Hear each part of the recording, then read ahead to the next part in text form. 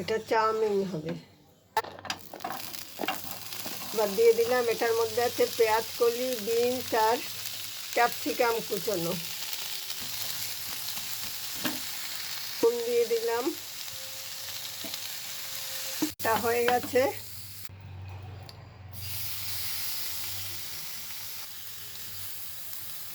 চিংড়ি মাছ কয়েকটা দিলাম, কারণ অল্প চাউমিন করব। এগ স্ক্র্যাম্বল বানাবো।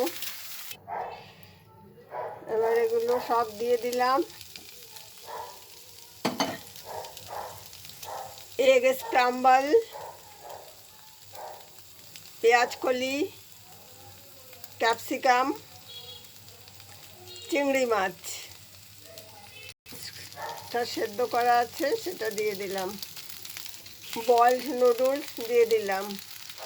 এবার মিক্স করব। সয়া সস,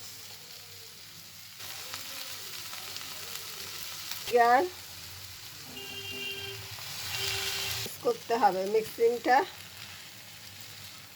দু হাতে করলে ভালো করে মিক্সিং করে দেবেন।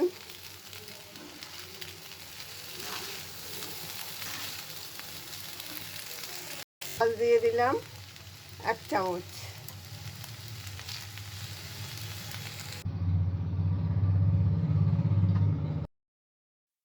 এবার আরেকবার খুব ভালো করে মিক্স করে নিচ্ছি।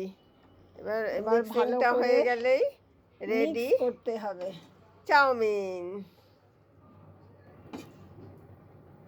রেডি চাউমিন, একদম খাওয়ার জন্য রেডি।